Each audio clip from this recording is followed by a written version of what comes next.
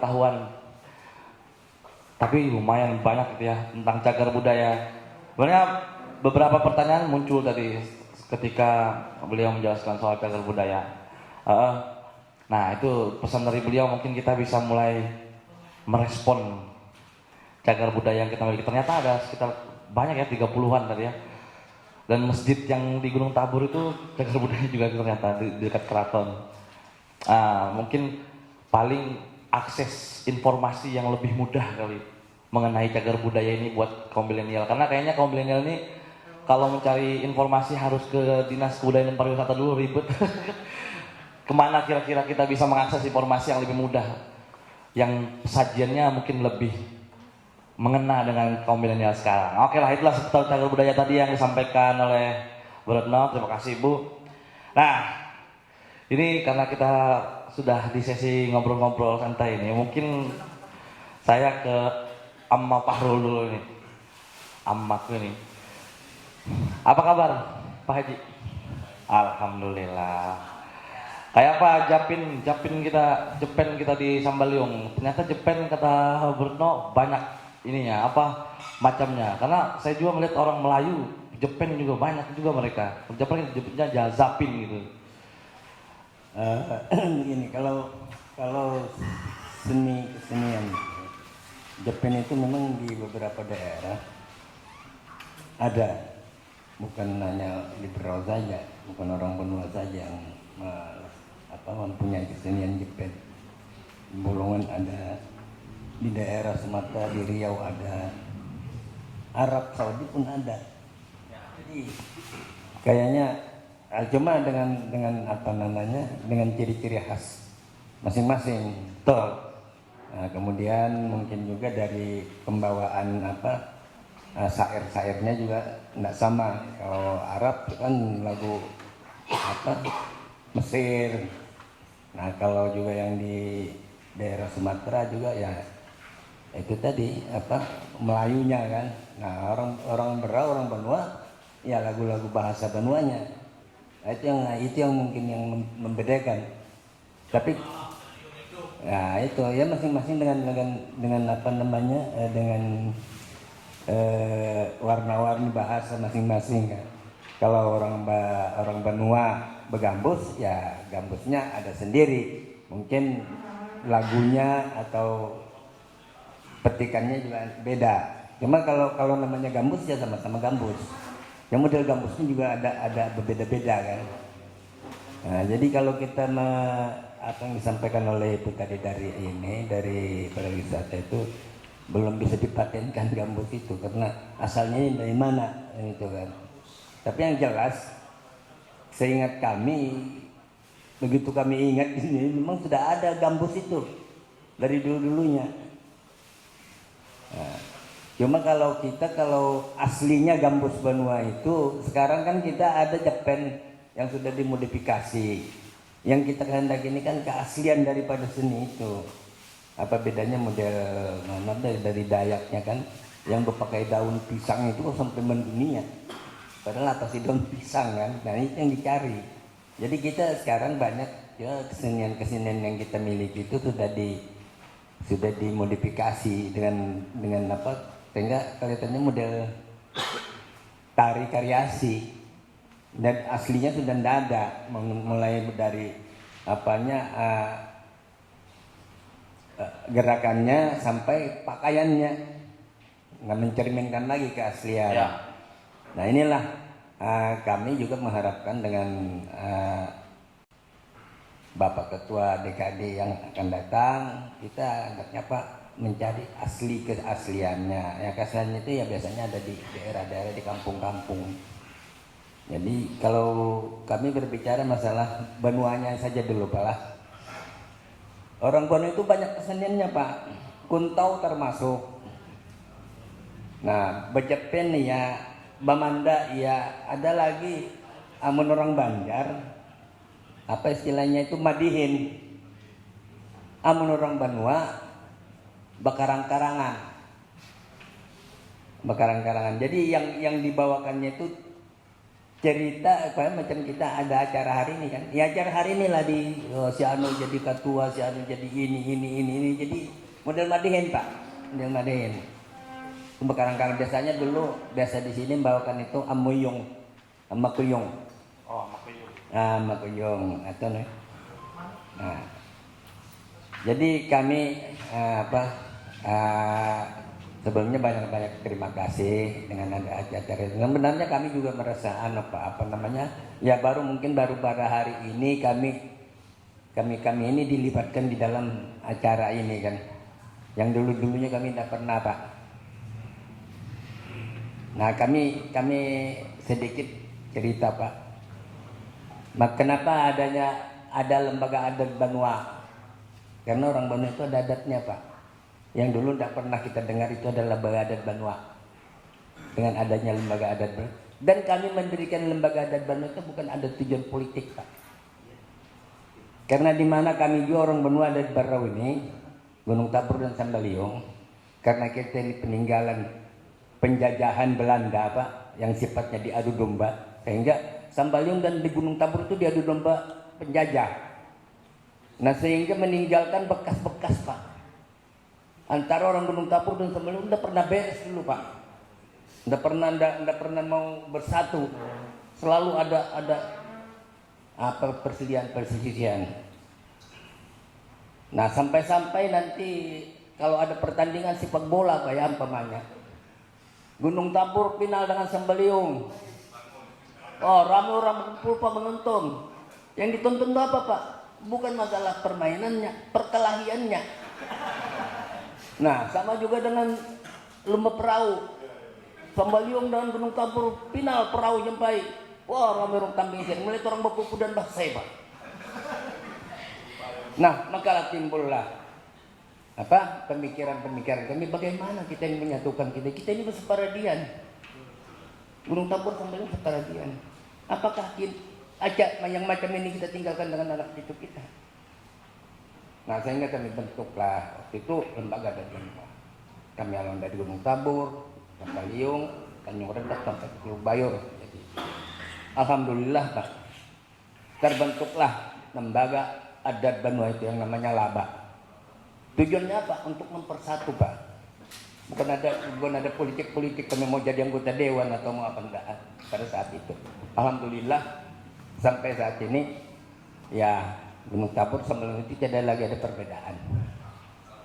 Nah, sesudah itu Pak, kami lagi berpikir kita ini ada suku asli di Berau ini ada 3. Di Hulu Dayak, di tengah orang Banua, di pantai orang Bajau. Nah, kami dan penjabit Pak, ini orangnya. Dan nyata nih penjabit kita ini. Kita ini banyak juga keluarga kita dari luar. Saudara orang-orang separadian tali seluruh orang separadian tali dari luar tamu kita ini nah ada Jawa, ada Bugis, ada Banjar, ada Betun, ada Timur, ada macam apa kita bisa bersatu dengan saudara-saudara ini kalau kita sendiri berseparadian ini tidak akor. Orang Bajau, orang Dayak, orang Banua selalu tidak ada paham. Nah inilah untuk menyamakan itu mari kita gabung, kita samakan. Istilah kami itu Pak. Kalau orang Bajau dipingut, tahu kan dipingut Pak? Dicubit. Nah, dipingut orang Bajau di laut. Orang Dayak dulu itu merasa sakit Pak. Nah, sehingga kalau kita sudah akur, mau tidak mau, pendatang itu dengan kita juga akur. Bagaimana orang yang pendatang ini tadi mau akur dengan kita bersaudara aja tidak akur di dalam rumah kan peradian istilahnya selalu setelah Banjar itu selalu bercakap. Nah jadi itulah tujuan kami membentuk itu Pak. Nah dengan itu pula makanya barulah timbul ada seni-seni ini tadi. Seni-seni ini kalau dulunya kita enggak dihiraukan seni itu. Nah cuma yang sekali kami sayangkan sekarang Pak, kesenian kita itu banyak yang sudah dimodifikasi Pak, keasliannya hilang. Apalagi kalau maksud kami kalau kesenian itu kita menampilkan betul-betul ini dari Bajau, musiknya ini, gerakannya ini, dari Banua ini, dari Dayaknya ini. Nah, kita mohon maaf, saya di sini menyampaikan Pak, suku asli Dayak di Berau ini Pak, ini ada Pajangbit, ada 4 Pajangbit lah. Nah, yang pertama itu Gaai, segainya kami. Baru itu ada namanya Punan, yang paling di hulu. Kemudian ada lagi namanya Labu. Labu kalau ya di hulu sana Labu namanya, kalau di laut Basak.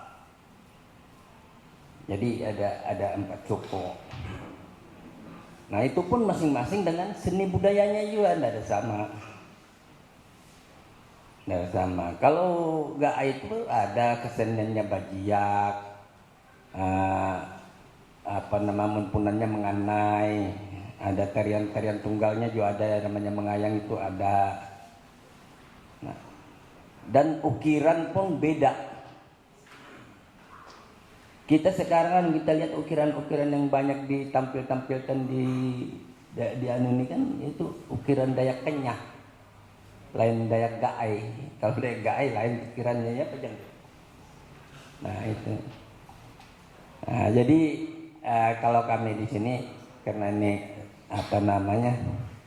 separedan kami kan, Dayak Bajaunya separedan kami menyatukan dengan nama Babada.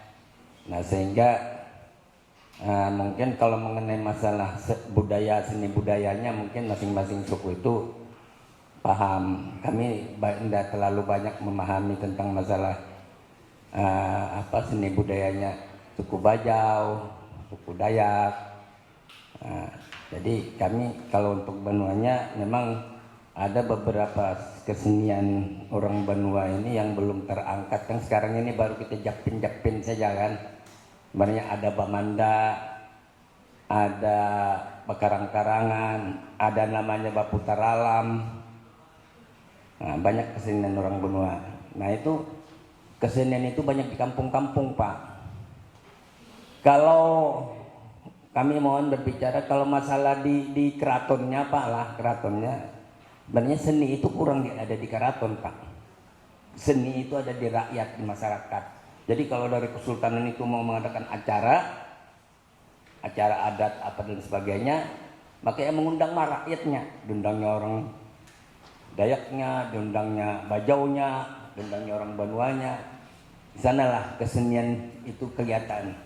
Oke, baik, mungkin Pak Fahrul ditahan dulu, kan banyak kayaknya cerita ini kan. Kalau kita bongkar semuanya udah sampai 2 hari, 3 hari, seminggu mungkin.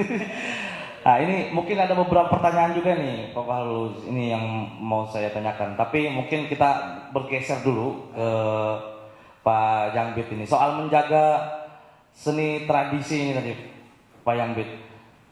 Bagi Pak Jangbit, seni tradisi itu sebenarnya bagaimana itu Pak? Maksudnya seni tradisi di pandangan Bapak itu apa sebenarnya?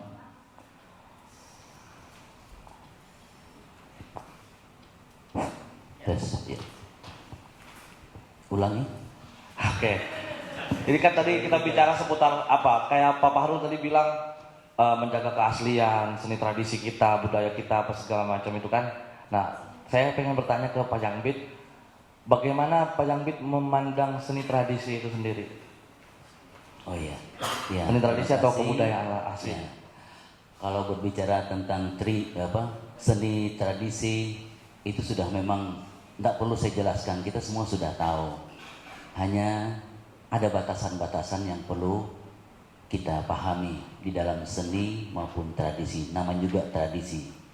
Nah, baik, saya mungkin mengambil khusus untuk Dayak saja. Saya tidak ke yang lain.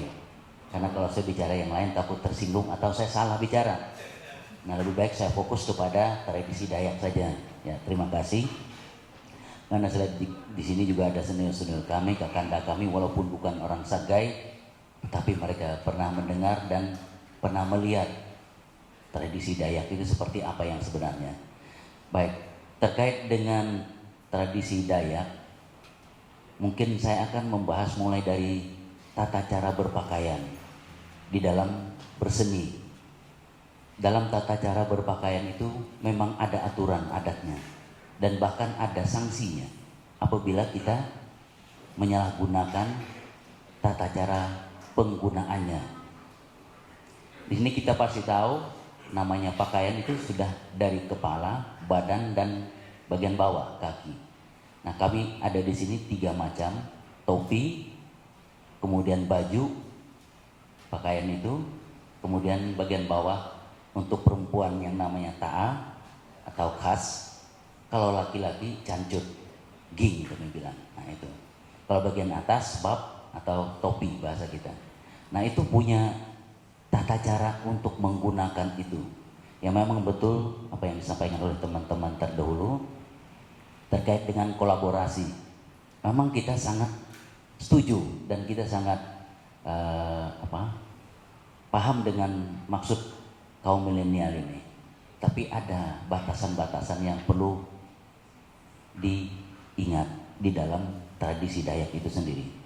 Mungkin kita ketahui beberapa waktu yang lalu ada salah satu artis yang kita tidak tahu di Balikpapan didenda oleh MAD, Majelis Adat Dayak, dan DAD, Dewan Adat Dayak Kalimantan Timur dan Kalimantan secara khusus. Karena artis ini menari di atas gong dan dia berpakaian, kalau saya katakan itu sembarangan.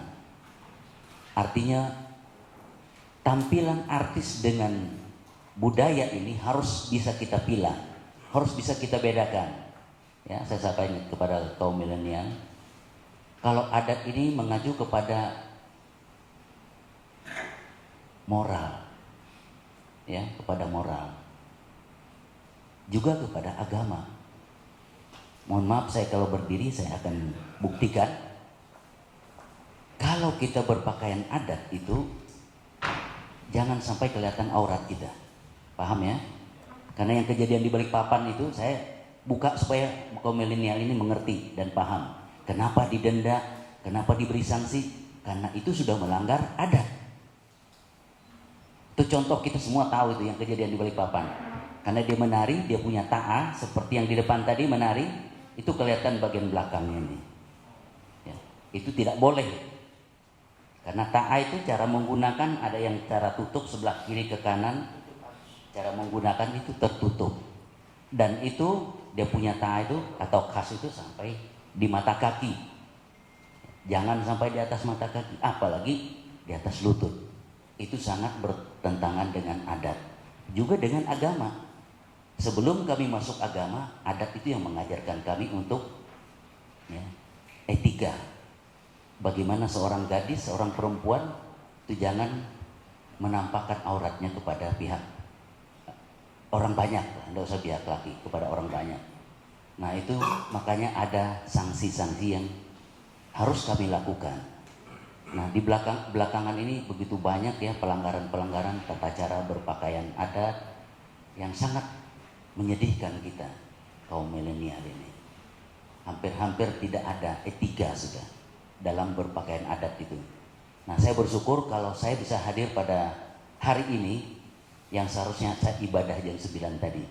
Tapi saya ada acara ibadah nanti malam, ibadah raya 2. Saya berpikir tadi malam ya saya harus ikut di acara ini, dan kesempatan saya untuk menjelaskan kepada kaum milenial. Kalau orang-orang tua kita ini, kakanda-kakanda kami yang orang Brau ini tahu sudah itu.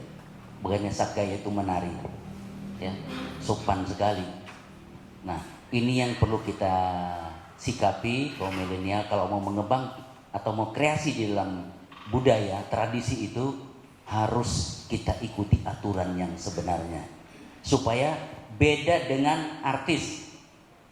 Ya, artis kalau mau bernyanyi ada bagian-bagian yang diperlihatkan supaya orang ramai. Ya, beda dengan adat. Adat ini menampilkan keaslian tradisi budaya itu yang sebenarnya seperti ini. Nah, itu yang perlu kita pahami, dan saya titip kepada kaum milenial supaya besok-besok dan seterusnya dalam tradisi itu harus kita bedakan dengan duniawi. Nah, ini juga kami pernah ada rapat tentang adat, dari kaum agama juga sangat mendukung, menjunjung tinggi etika-etika tersebut. Kalau berbicara tentang pakaian perempuan, itu tadi sebagian kecil yang saya jelaskan. Kenapa mereka menari tidak mau angkat sampai begini tangannya? Takut kelihatan. Ya. Jadi paling mereka menari sampai segini saja. Itu yang betul. Bukan dia begini. Ya. Atau ngangkat, mohon maaf, angkat kaki itu begini. Enggak. Ada batasan kaki itu diangkat, bahkan diseret. Itu yang betul. Kalau kita memaknai arti tarian itu sebenarnya luar biasa. Melihat lekukan badannya, melihat caranya memutar. Itu yang perlu dipahami. Ya samalah dengan lagu. Kalau orang membuat lirik lagu seperti beliau itu tadi, tidak sadar kita mengeluarkan air mata dengan lirikan lagu yang disampaikan. Itu maknanya luar biasa. Begitu juga dengan tradisi tarian kesenian itu, yang sebenarnya seperti itu. Sebenarnya banyak lagi yang harus saya jelaskan, baik pihak laki-laki maupun perempuan. Tapi yang terutama yang saya sering lihat melanggar ini pihak perempuan. Ya, tarian itu tata caranya, maksud saya tata cara berpakaian itu. Kalau laki-laki itu biasanya bebas bergerak, tapi juga punya aturan, ya, punya adat, ruang geraknya ada. Nah, kemudian masalah seni-seni juga cukup banyak ya di Dayak itu. Tadi Bu Retno menjelaskan seni musik, seni tari, dan tidak kalah penting seni lukis, seni pahat. Ya Pak Safrudin, itu juga menunjukkan identitas kita. Coba lihat di daerah lain, tahun 2007, 2008, 2009, waktu saya masih di PU, itulah pertama pemerintah Berau menunjukkan ada tradisi kita lewat seni lukis, yaitu beberapa motif ukiran yang ada di bubungan rumah, di bubungan kantor, baik kantor DPR maupun kantor bupati. Itu asli punya Saga itu. Ya, kita kombinasikan juga dengan suku Berau, ada motif ukiran yang kami tampilkan itu. Baru Berau ini kelihatan daerahnya muncul tahun 2008-2009 itu. Ya, kita bersyukur pemerintah sangat mendukung seni ukir itu muncul, karena selama ini tidak pernah muncul seperti plong saja. Orang tidak tahu tradisi di Berau itu apa. Nah, setelah kita munculkan seni lukis itu, ada ukiran di bubungan kantor, baik DPR maupun kantor bupati dan sebagainya di Pusat Malur. Nah, di situ orang bisa, oh ya Berau ini ada orang Dayaknya.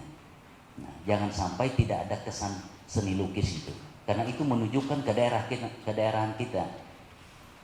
Terus terang waktu itu beliau ada yang protes, mohon maaf suku luar. Saya berani tantang mereka waktu itu. Kamu itu dari mana? Ini daerah kami sendiri, kami akan bungkusi dengan tradisi kami, yaitu dengan seni lukis, saya katakan, atau seni ukir. Nah, akhirnya beliau paham. Kalau di kampung kamu atau di tempat kamu kami pasang ini, mungkin tidak pada tempatnya, tidak sesuai. Karena ini di daerah kami, di tempat kami, rumah kami akan lukis, kami akan ukir rumah kami. Ini loh ciri khas Dayak di Berau, termasuk Benua dan Bajau, dan itu yang kami lakukan. Kalau kita lihat di mana-mana, ya di pintu gerbang ada motif ukiran dan lain sebagainya. Nah, itu adalah satu sumbangsih kita sebagai warga Kalimantan, dan di Kalimantan dikenal orang Dayak, bukan dikenal jahatnya. Ya, itu yang kita perlu sikapi untuk anak-anak muda.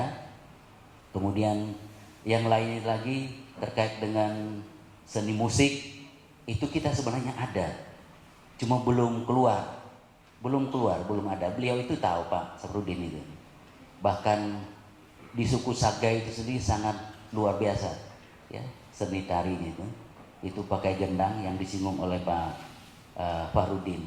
Itu gendang yang kami pernah bawa ke sini itu usianya 500 tahun yang lalu. Kalau dibilang cagar budaya sudah lebih itu, bukan 50 tahun. Ya.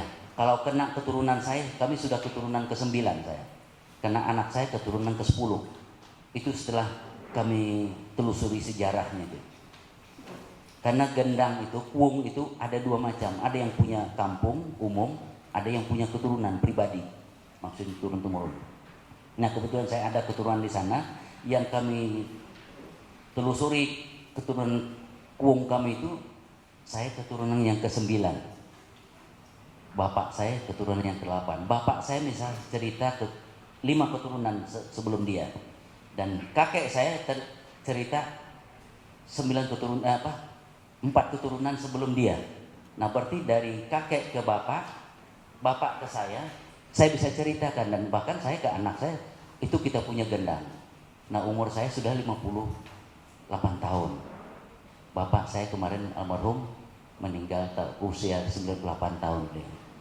Nah, dia yang ceritakan. Bayangkan itu gendang itu usianya sudah di atas 500 tahun yang lalu. Kenapa kita tidak ekspos itu? Karena itu merupakan tradisi dan adat kami, tidak boleh bilang orang itu digembar-gemborkan. Cukup orang tahu saja.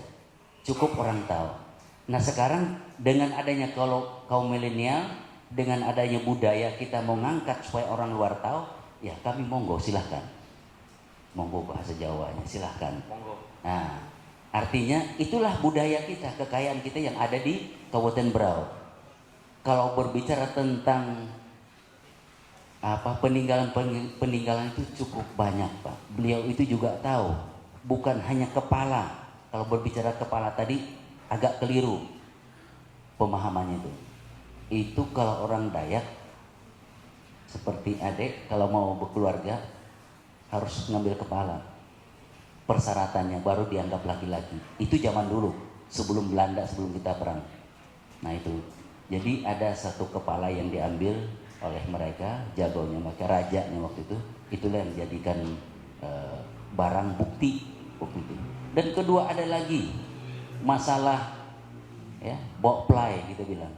Itu belum terungkap itu bokplai.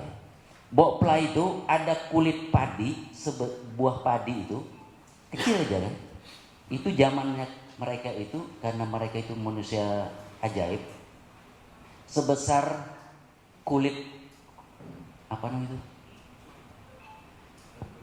Bukan. Apa namanya itu? Buah yang berduri itu. Sebesar inilah, kecil dari ini sedikit. Ya. Nah, salaknya bujur juga. Sebesar buah salak, kulit salak itu. Itu adanya di Tumbit Dayak. Itu dua itu yang dipegang. Kalau berbicara pusaka laki-laki itu ada di Longlaai. Nah, itu parang itu turun dari langit katanya ceritanya, dari Kayangan. Dan itu sampai saat ini ada di Longlaai. Dan itu sangat dihormati sama tokoh di sana. Dan tiap 3 bulan mereka kasih makan darah, tapi tidak harus darah manusia ya, darah babi, bisa darah ayam, karena mengikuti perkembangan sekarang. Kenapa itu tidak terekspos? Karena itu tadi tidak boleh diekspos, tidak boleh kita menunjukkan ini loh kita punya. Saya tadi malam sudah berbicara secara batin saya mohon izin, saya akan menyampaikan itu kepada Dinas Pariwisata dan bahkan kaum milenial, bahwa di Berau ini kita punya pusaka yang cukup tua usianya, bahkan di atas 500 tahun yang lalu, dan itu ada di Longlaai sana. Berbicara tentang guci, ya beliau guci juga ada di Berau sini, ada 2 guci, itu ada sejarahnya. Nanti kalau mau nanti tanya orang tua di sana, saya takut salah menjelaskan. Nah itu orang Sakgai di Berau ini luar biasa. Mohon maaf ini, sebelum ada manusia di Berau ini kami sudah ada, ya. Setelah ada kami, baru ada Keraton Semeliung dan Keraton Gunung Tabur itu datang. Ada Sakgai yang pertama yang ada di Sungai Kelai dan Sungai Segah. Makanya ada namanya kumpulan kami itu Kungkumul, asal usul kami Kungkumul. Nanti bulan Juli tanggal 17 sampai tanggal 20 bulan Juli ada Mubes, tuan rumahnya Berau. Itu dari 248 kampung atau kecamatan se-Kalimantan ini akan bergabung di Berau ini. Nah itu event besar nanti, tuan rumah kita di Berau dilakukan di Longlanok, acaranya di Longlanok. Dan semua waktu Mubes kami tahun 2012, pada saat mereka menggali sejarah Kungkumul ini, mereka hanya tahu cerita saja. Barang itu tidak tahu mereka di mana barang itu. ya, Raja Padi itu, kemudian Guci, kemudian Parang. Itu pegangan tiga. Padi ini melambangkan sumber kekayaan makanan kita, ekonomi kita. Ya, Guci itu melambangkan tempat atau wadah, air dan lain sebagainya. Kemudian Parang itu tempat mencari makan dan segala-galanya yang dilakukan oleh masyarakat di dalam hutan itu. Nah, tiga barang bukti itu beliau ternyata ada di Berau. Suku Modang tidak punya, tahu cerita. Suku Wahau tidak punya. Itu suku kami yang di Wahau itu. Termasuk kuat mereka. Tapi mereka tidak punya barang itu. Ternyata barang itu ada di Berau ini. Luar biasa, tahun 2012 itu mereka menangis. Mereka hanya tahu cerita, hanya tahu sejarahnya seperti ini, tapi barang itu tidak ada di sana. Nah, ternyata adanya di Berau sini. Nah, itu yang luar biasa kita di Berau ini, dan mudah-mudahan Dinas Pariwisata dan kaum milenial ini bisa angkat itu nanti ke depan. Oke. Mungkin itu yang bisa kami sampaikan, dan banyak lagi yang akan kami sampaikan ke keterbatasan kita. Jadi mungkin sementara sampai di sini. Terima kasih. Baik, terima kasih banyak, Bu. Wah, ini dialognya satu tokoh punya cerita banyak ya. Kayaknya lain kali kalau kita diskusi satu tokoh dulu aja kita ulik. Kalau 4 gini, aduh, kayaknya udah cukup nih waktunya. Kayaknya satu segmen bisa sampai 2 hari. Gimana ya, segmen 2-3 boleh nunggu ya bulan depan kali ya. Ini ada banyak pertanyaan. Kayak misalnya Pak Fahrul cerita, muncul pertanyaan. Pak Jangbit cerita, muncul pertanyaan. Tapi kalau diulik bisa panjang. Kasihan Abi sama Bang Repli. Wah, aku kapan ngomong? Oke, aku ke Bang Repli dulu kayaknya. Bang, apa kabar Bang? Aku udah pernah soalnya ngobrol-ngobrol sama Bang Repli, baru ini ada kesempatan ketemu. Baik, Baik. baik. Ya, oke. Ya, Bang Repli ini tokoh muda dari Ikatan Keluarga Kerukunan Keluarga Bajau. Nah, Bu Retno kemarin yang bilang, oh Repli ini harus ikut bicara katanya gitu. Nah, ini soal menjaga tradisi nih Bang, seperti yang diceritakan sama Pak Haji Fahrul terus Pak Jangbit. Menurut Bang Repli, kenapa sih kita penting harus jaga tradisi? Baik, 3 segmen ini akan saya bahas menurut apa yang saya alami dan saya ketahui khususnya kami di Bajau ya. Tradisi yang pertama adalah segmen tradisi. Jadi Bajau itu ada beberapa tradisi yang secara berabad-abad, secara turun-temurun itu memiliki perubahan. Jadi tradisi kita ada di Bajau ini di pesisir ya, karena ini saya alhamdulillah mengikuti perkembangan Bajau, baik Bajau yang ada di Indonesia maupun di internasional. 25 Januari yang lalu saya sebagai pembicara di Bajau Internasional, itu kita ada semua se-Indonesia, ada dari Sumatera, ada dari Sulawesi, ada dari Sabah, ada dari luar ya. Artinya kita berkumpul di sana untuk membicarakan bagaimana tradisi Bajau ya.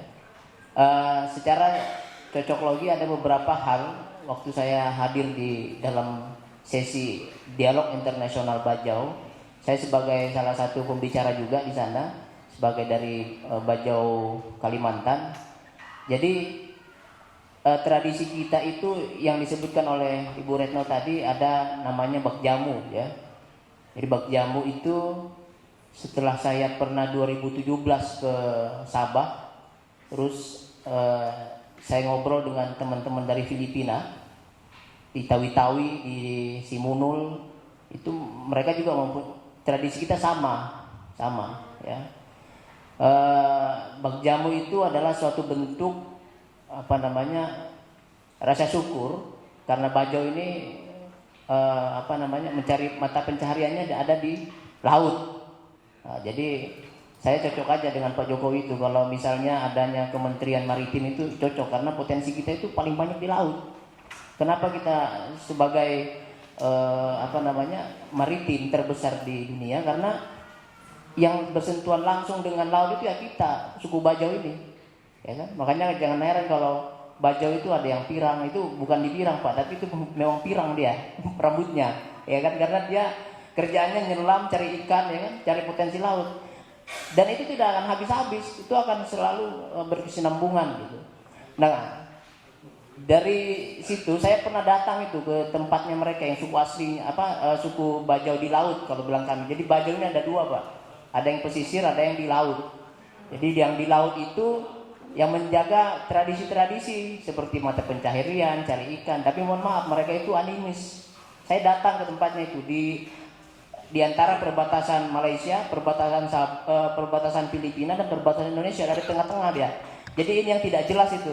Yang waktu kapan lalu 2010 itu ada sekitar 800 orang yang hadir yang terlantar itu masuk perahu, itu kampung mereka di sana, dan status hukum mereka juga nggak jelas, mereka ini ikut ke negara mana, Filipina, Malaysia atau Indonesia. Nah, saya datang ke sana, saya bilang sama cikgu, ada cikgu di Malaysia itu, di Sabah itu, cikgu sehat, antar saya ke. Dia bilang jangan, situ harus punya nyali besar, karena kalau kita lambat sedikit kapal kita diselip sama abu sayyaf katanya, ya kan?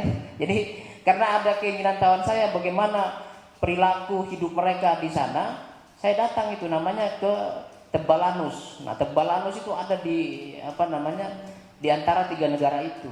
Nah, mereka di sana tidak punya agama, ya berpakaian. Kalau bahasa mungkin di pedalaman kan ada yang masih primitif. Nah, kita di Bajau masih ada yang begitu, Pak. Di antara perbatasan 3 negara itu. Nah, itu yang yang saya lihat ada tradisi. Nah, tradisi yang menjaga leluhur hari ini ada di Pulau Derawan, Tanjung Batu dan Maratua.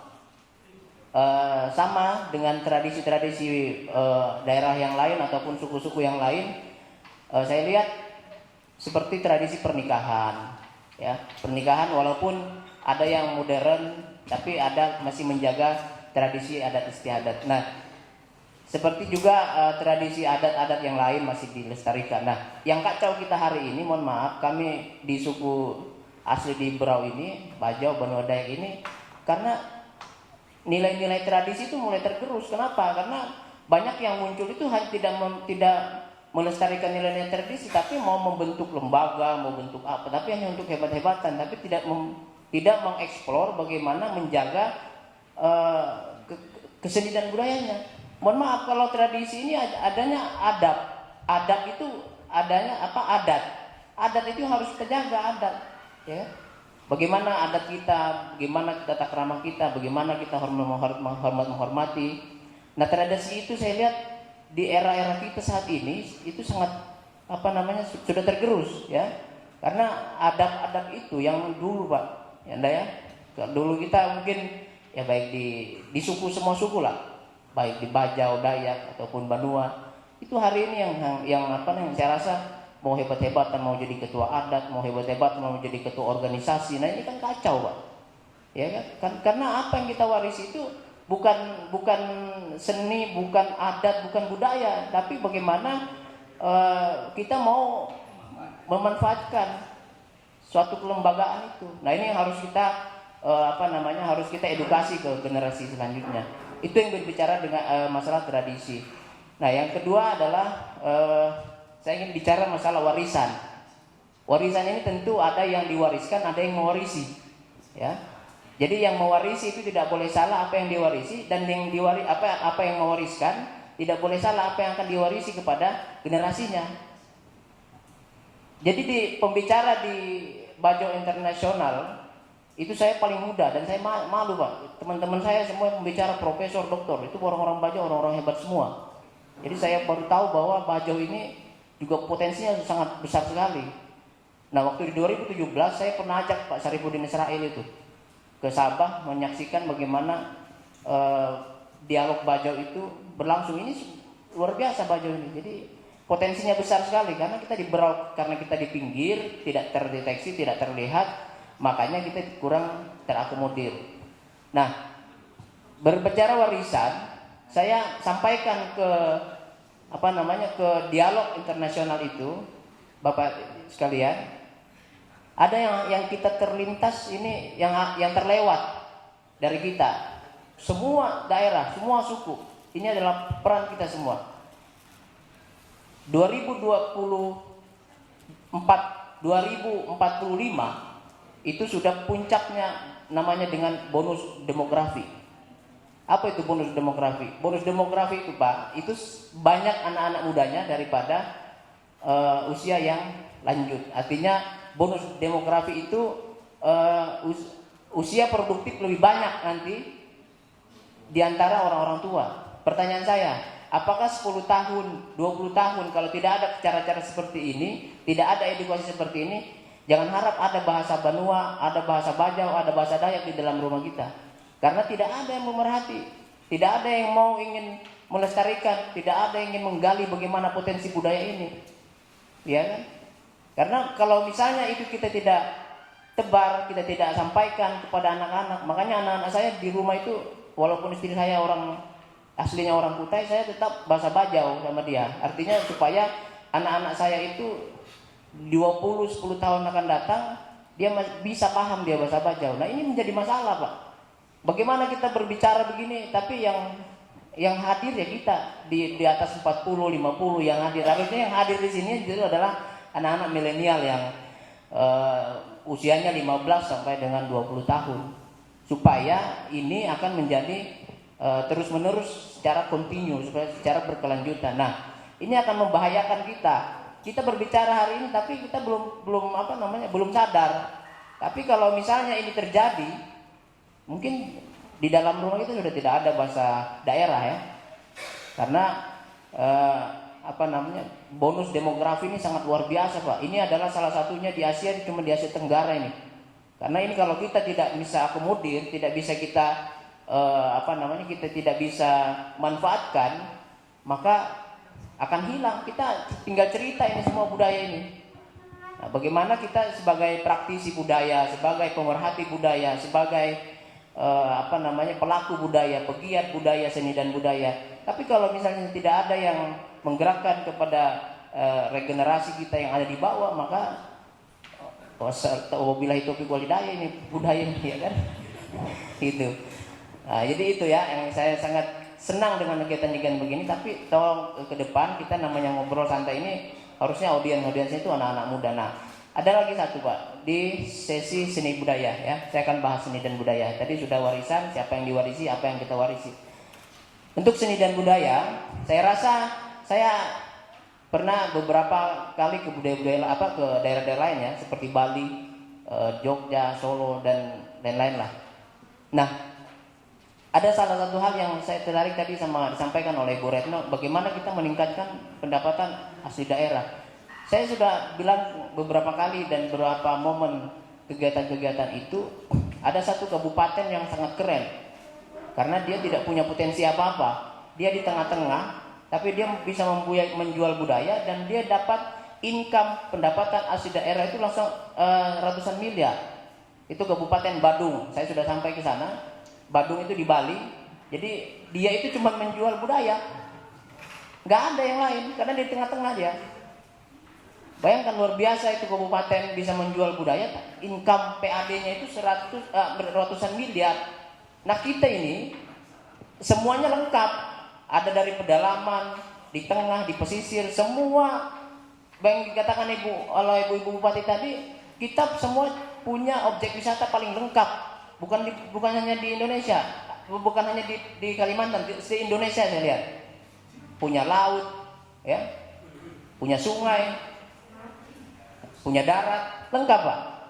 Tinggal bagaimana potensi kita untuk bisa mengeksplor semua budaya-budaya itu, mengeksplor semua objek wisata itu, bisa mempunyai nilai dan akan menumbuhkan semua UMKM. Dan saya lihat generasi muda kenapa tidak bisa melihat ini peluang ada di seni dan budaya. Saya lihat kita harus lebih eksplor lah, harus lebih konsen bagaimana generasi muda ini bisa mengambil peran, bagaimana ini bernilai.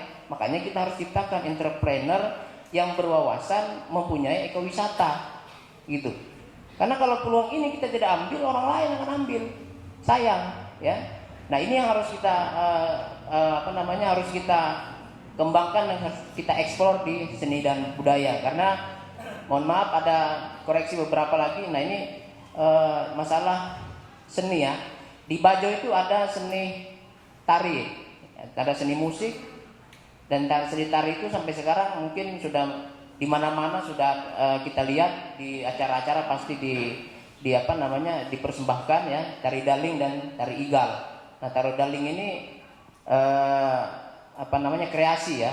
Cuman kami itu di toko-toko Bajau juga menjadi perdebatan juga kami Pak, karena daling ini kadang-kadang menghilangkan aslinya.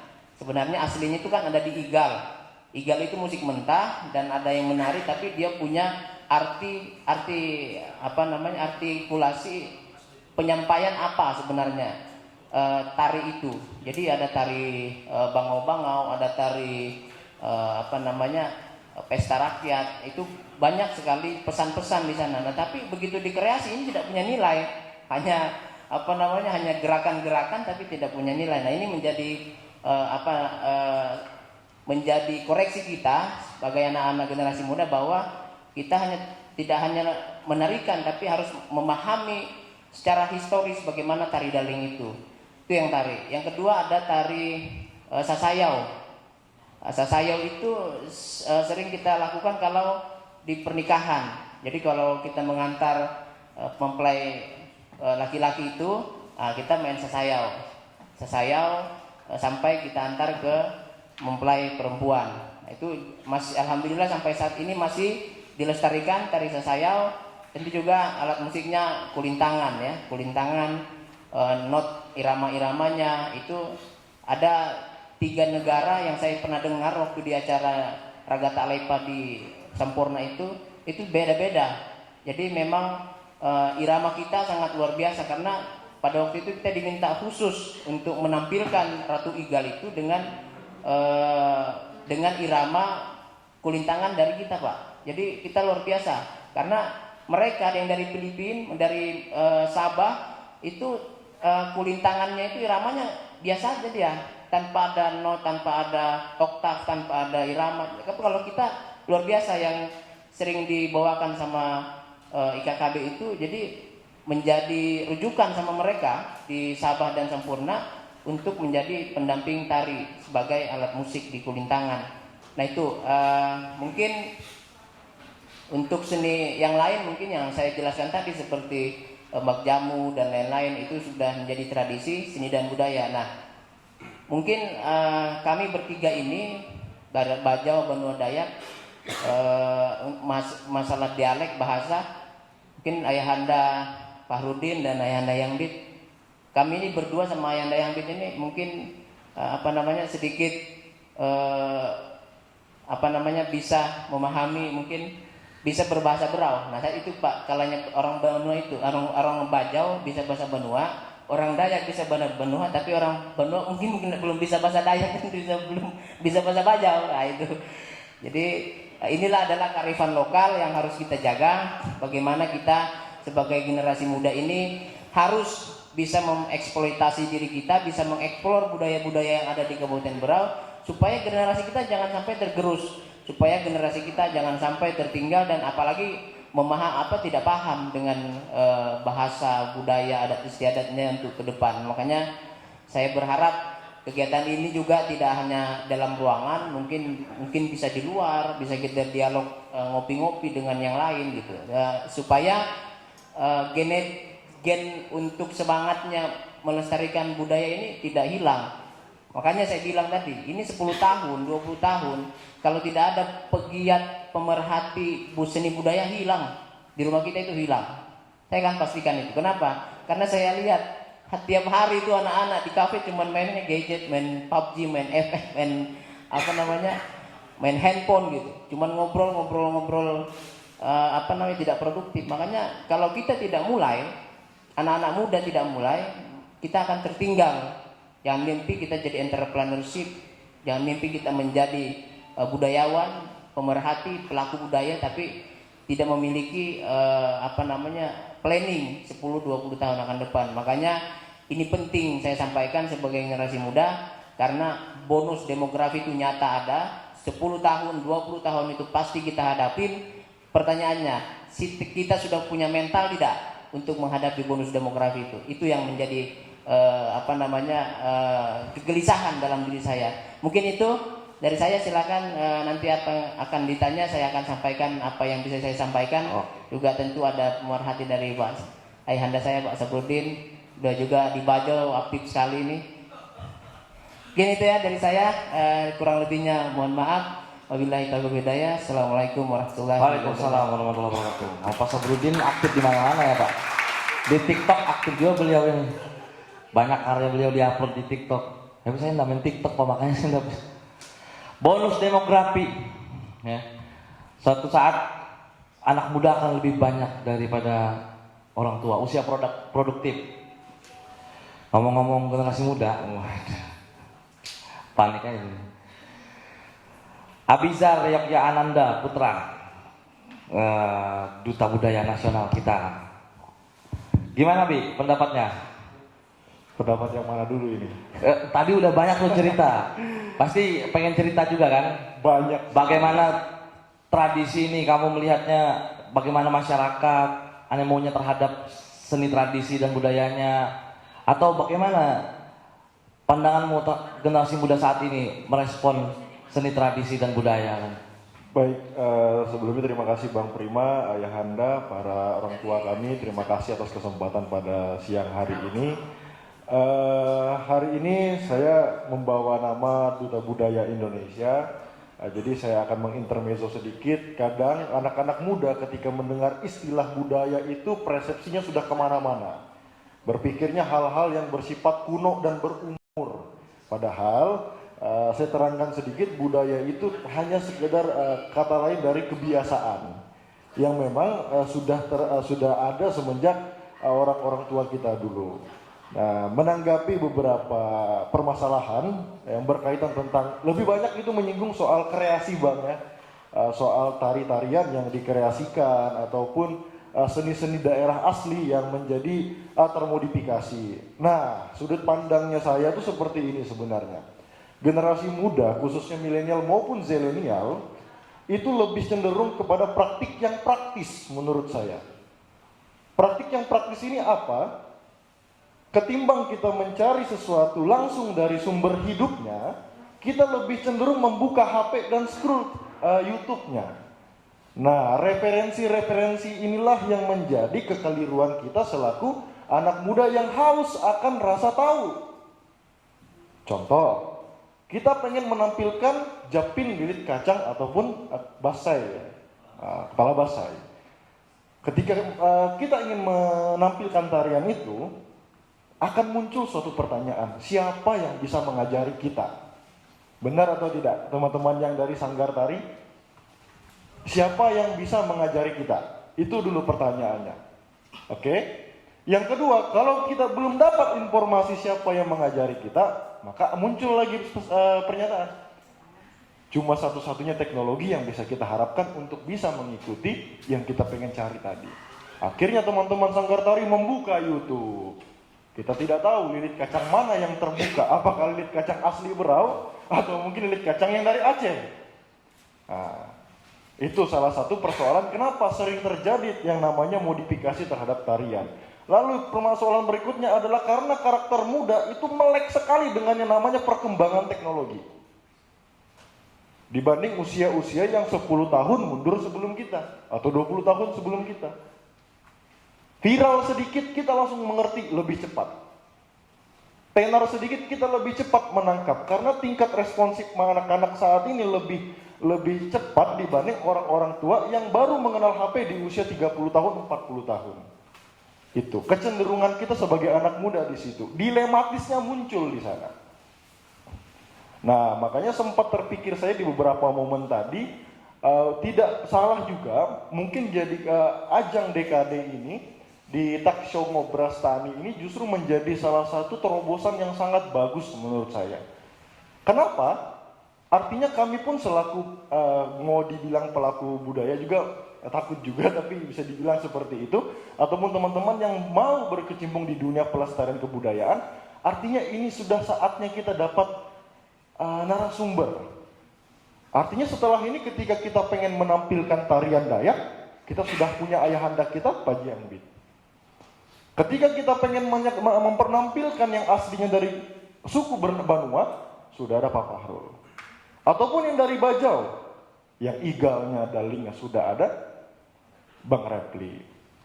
Sebenarnya kami anak muda hanya butuh sosok, hanya butuh panutan, hanya butuh guru. Itu. Ketika kami bertanya seputaran dinas pariwisata, ya dinas pariwisata aja yang bisa memberikan kami informasi. Tapi secara detail merinci tentang sejarah, bahkan gerakan yang mendasar pun, belum tentu bisa kita dapatkan di seputaran Tanjung Redep saja. Kita perlu belajari tarian Jepin langsung ke Parasman di Gunung Tabur. Atau langsung ke Sambaliung. Itu. Mungkin keresahan anak muda saat ini, ya kami sebenarnya mewakili saja, bukan berarti kita dengan kesengajaan ingin memodifikasi. Justru dengan hati yang paling dalam, kata saya itu, kami itu paling menghindari yang namanya mencederai perasaan orang tua kami. Khususnya orang-orang tua, tokoh-tokoh masyarakat ataupun tokoh adat. Kalaupun kami salah, tolong ajari dan benahi langkah-langkah kami. Itu. Apalagi berbicara tentang duta. Saya hari ini pakai selempang duta. Selalu menjadi paradigma masyarakat. Duta ngapain sih? Pakai selempang nyambut tamu di bandara atau tidak? Sebenarnya bukan, teman-teman. Duta itu bukan hanya bertugas untuk memasarkan. Kita bukan marketing. Tapi kita delegasi buat teman-teman yang sedang tidak bisa ikut di ruangan ini. Kitalah perwakilannya untuk menyampaikan aspirasi mereka. Saya duduk di depan ini pengen menyampaikan aspirasi ataupun kegelisahan teman-temannya. Hobi di menari ataupun kesenian musik gitu. Duta itu lebih dari sosok yang memberi bunga di leher tamu, lebih daripada itu. Kita anak-anak muda sebagai duta itu sebenarnya apa? Kita dituntut untuk peka dan melek terhadap isu-isu kebudayaan ataupun isu-isu lingkungan kita di sosial itu. Itulah tanggung jawab kita sebenarnya, anak muda. Kita rumuskan, ya kita konsultasikanlah kepada pemerintah ataupun orang-orang tua kita yang menjadi senior kita di dalam kelembagaan. Seperti itu. Mungkin begitu Bang Prima. Baik. Tahan dulu buat Abi ya. Oke, karena sudah kurang sih waktunya sebenarnya. Aduh, gimana?